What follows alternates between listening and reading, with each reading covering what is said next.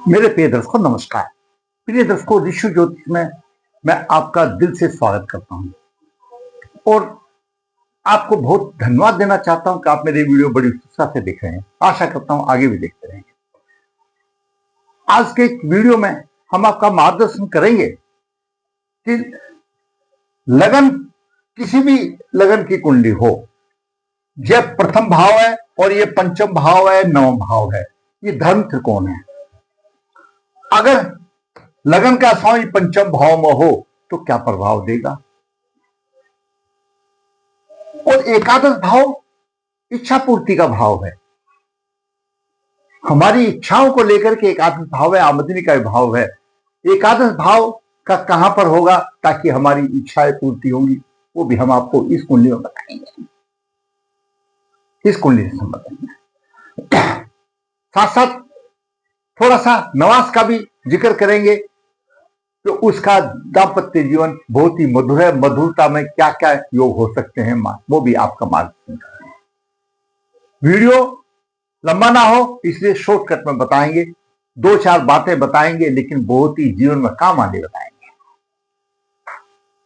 लग्नेश पंचम भाव में और तीर्थेश चतुर्थ भाव में, इच्छा पूर्ति का स्वामी मंगल दसम भाव में है।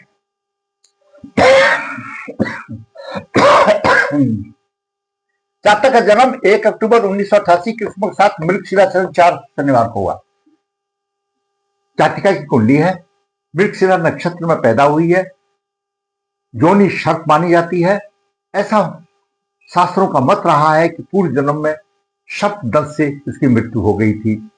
तो कालसर्प हो या ना हो तो ऐसे जातक को कालसर्प दोष निवारण करना चाहिए, और मौका मिलता है तो नागबली श्राद्ध कर लेना चाहिए ताकि उसका जीवन जो है ना बहुत अच्छा गुजरेगा।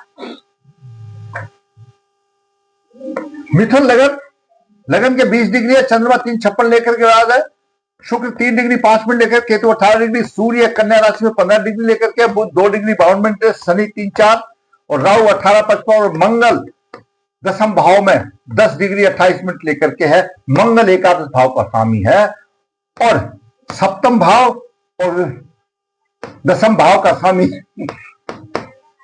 गुरु विदेश में, द्वादश भाव में विदेश माना जाता है। दर्शकों, हम कुंडली का अध्ययन जब नवास में जाते हैं तो दर्शकों लग्नेश का नवासपति, तो वो बहुत ही महत्वपूर्ण होता है कि लग्नेश का नवासपति कौन है, वहीं से उसको ऊर्जा मिलती है। तो लग्नेश तुला राशि में है, इसका नवासपति शुक्र हुआ और शुक्र तीर्थ भाव में है, पराक्रम भाव में है, परिश्रम करने वाला, पराक्रम करने वाला है। नवास में जब गुरु और शुक्र यहां पर हो जाते हैं, शनि नीच का कोई मतलब ही नहीं रहेगा, तो नवास के सभी दोषों को दूर कर देता है दाम्पत्य जीवन से संबंधित में। गुरु और शुक्र यहां हो जाते हैं तो नवास के जितने भी हजारों दोष हैं दाम्पत्य जीवन के संबंध में, उन सबको दूर कर देता है। फिर एक और बात है, मैंने पहले भी बताया होगा कि बच्चों की शादी तो हो जाती है लेकिन सभी की कुंडलियां एक जैसी नहीं होती, तो निभाने की प्रक्रिया सबसे पहले कौन करेगा, कौन निभाएगा, कौन बर्दाश्त करेगा। आपकी कुंडली में, नवास कुंडली में चतुर्थ भाव से केंद्र में मंगल हो, चतुर्थ भाव यह है, यहां मंगल हो सकता है, यहां हो सकता है, यहां हो सकता है, तो जिसकी कुंडली में होगा वो अपने दाम्पत्य जीवन को निभाएगा। पति की में हो या पत्नी की में हो तो वो झगड़ा नहीं होने देगा। तो जातिका की कुंडली में मंगल सप्तम भाव में है। फिर दूसरे दर्शकों एक और शुभ योग आ जाता है कि नवास कुंडली का लग्नेश मंगल है और लगन कुंडली का लग्नेश बुध है, दोनों की युति है, सप्तम भाव में है और पति पत्नी का घनिष्ठ प्यार संबंध हो जाता है और ये जातिका है, निभाती है उसको, बहुत अच्छा है। देखिए सुख दुख तो चलते ही रहते हैं लेकिन अगर दाम्पत्य जीवन अच्छा चले तो उसकी बराबरी कोई बात नहीं हो सकती है। तो मैंने आपको सब बता दिया। नवास लगन में सभी दोष दूर होते हैं। नवास लगन, लगन कुंडली का लग्नेश बहुत अच्छा दाम्पत्य, चतुर्थ के मंगल है, विदेश, चंद्रमा नीच राशि में, विदेश में घर का योग बनता है, लेकिन नीच राशि में होने से वो सोच ही नहीं पाते हैं कि हम कब बनाए को बनाए, ऐसे ही उसके सोचने में ही चलते रहते हैं। सूर्य तीर्थ भाव का स्वामी, पराक्रम भाव का स्वामी, चतुर्थ भाव में है, कन्या राशि में है। यश, धन, दौलत, प्रसिद्धि सभी कुछ मिलेंगे, अपने भाव बल से लेगा, अपने कर्म से ले, अपनी परिश्रम से लेगा, उसमें कोई दो राय नहीं। क्यों? पराक्रम भाव का सूर्य है और सूर्य की सप्तम दृष्टि दसम भाव पर है। धनी होगा, यशस्वी होगा, लेकिन नीच अभिलाषी है, थोड़ा सा दिल कमजोर हो जाता है। और चतुर्थ भाव मकान का भाव है, वो निर्णय नहीं ले पाता है, अब मैं मकान के लिए क्या करूं क्या नहीं सोचूं, परेशानी आ जाती है। लग्नेश बुध सप्तम भाव में है, वो माना कि लगन के उदय 20 अंश है और बुध के 2 डिग्री 22 है, बुध कमजोर है, लगन दोष हो गया, पूरा प्रभाव नहीं। लेकिन जब लग्नेश कोई भी राशि का लगन का स्वामी है पंचम भाव में हो, तो बुद्धि योग से धन कमाएगा, बुद्धिमान होगा, गुणवान होगा और दर्शकों परोपकारी होगा और दूसरों के लिए अपना सुख का त्याग करने वाला होगा, अगर लगन का स्वामी या पंचम में है तो। मंगल दर्शकों दसम भाव में है, मंगल और सूर्य दिग्बली माने जाते हैं। दसम भाव में मंगल उत्तर भाद्रपद नक्षत्र में, शनि के नक्षत्र में है।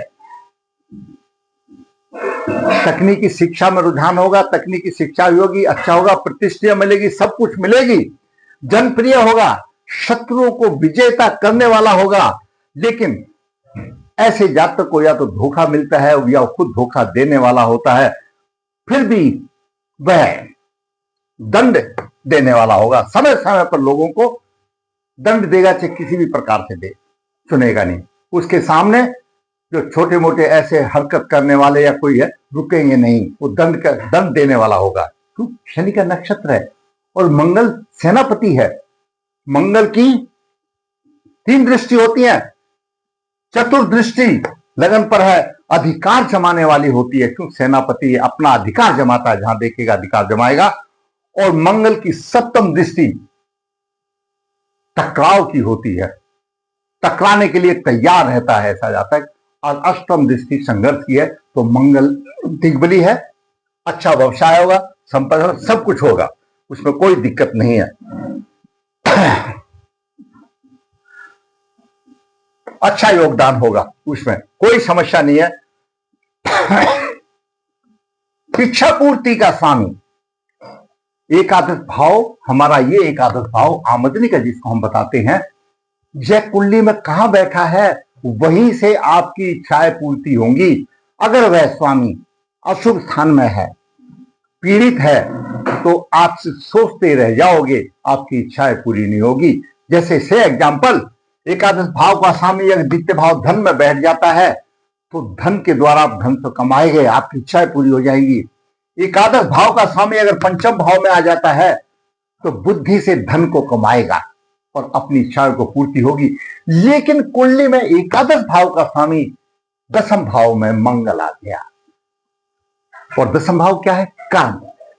अपना कर्म करके अपनी इच्छाओं की पूर्ति करने वाला, पैसा कमाने वाला, कोई ठग विद्या नहीं, तब वो अपनी इच्छाएं पूर्ति करेगा, कर्म करके करेगा।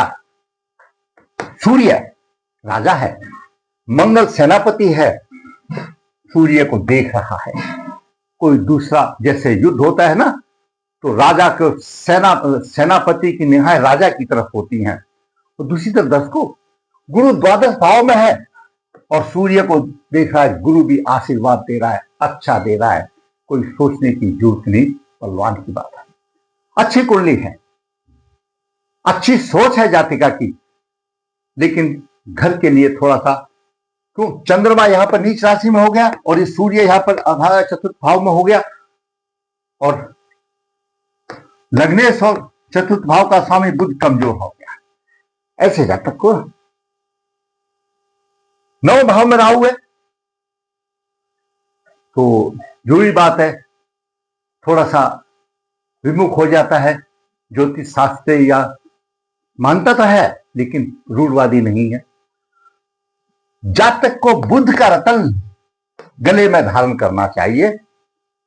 जब बुध का रतन गले में धारण करेगा तो बुध चतुर्थ भाव का स्वामी और पंचम भाव का स्वामी गले में, बुद्धिमत्ता और बढ़ेगी और जो मकान के आगे पीछे सोचा जा रहा है वो भी स्थिर हो जाएगी और मकान उनका कहीं ना कहीं बन जाएगा, कोई समस्या नहीं है। सूर्य पुष्कर नवास में है और राहु पुष्कर नवास में है। पुष्कर नवास का मतलब है पुष्ट हो जाना, बलवान हो जाना, सुदृढ़ हो जाना। जो पुष्कर नवास में ग्रह आ गया, साधारण बात समझ लो, अगर वो योग कारक है तो ऊंचे शिखर पर ले जाएगा और अशुभ है तो भाई अशुभ फल देगा, थोड़े से कम दे देगा, ऐसा शास्त्रों का मानना है। लेकिन मैं तो ये कहूंगा जब उसको दृढ़ता मिल गई अशुभ काम करने के लिए तो उसमें देगा। तो राहु के उपाय कर लेना चाहिए। सूर्य नवास में, पुष्कर नवास में है, कुंडली में तृतीय भाव का स्वामी है, पराक्रम साहस का स्वामी है, सत्ता का कारक है, प्रशासन का कारक है सूर्य। तो उसको और प्रशासन मिलाएगा, सत्ता मिलेगी और उसका व्यवसाय अच्छा होगा क्योंकि पुष्कर नवास में है। लेकिन राहु के कर लेने चाहिए। और जब आप यहां रतन धारण कर लोगे पन्ना तो राहु दब जाएगा, क्यों? राहु की पंचम दृष्टि लगन पर आ रही है, दब जाएगा। तो ऐसी जातिका को काल दोष निवारण करना चाहिए, पितृ दोष निवारण करना चाहिए और लग्नेश का रत्न गले में धारण करना चाहिए। राहु के उपाय करना अच्छी है, कुंडली मजबूत है, जो छोटे मोटे रोग हैं वो भी दूर हो जाएंगे। बड़ी साहसी कन्या है। जब हम इससे मिले उस टाइम हम विदेश में थे, हमने कुंडली देखते ही बोला अब तुमने कितने बच्चों की पिटाई की? बोला मैं तो बहुत लड़कों की पिटाई की थी। मतलब उसका आदत है उसको दंड देने की। क्यों? यहां से उसको दंड दिया जा रहा है, मंगल दंड का कार्य। वो कोई भी ऐसी चीज जो कि न्याय के विरुद्ध हो तो सेनापति बर्दाश्त नहीं करेगा, राजा भी बर्दाश्त नहीं करेगा और गुरु देख रहा है वही बर्दाश्त नहीं करेगा। तीनों का संग बन गया, अच्छा योग कारक हो गया। अगर आपको ये मेरा वीडियो अच्छा लगा, अपनी इच्छा पूर्ति अपने कर्म से करने वाली, सभी प्रकार के सुख सूर्य राजा दे रहा है, गुरु दे रहा है, विदेश में काम करने वाली, तकनीकी शिक्षा करने वाली और गलत काम के लिए दंड देने वाली कन्या। तो आपको अच्छा वीडियो लगा तो भाई लाइक करें, शेयर करें, जिसे चैनल सब्सक्राइब ने सब्सक्राइब करें ताकि आने वाली भी वीडियो आपको और मार्गदर्शन करें। धन्यवाद।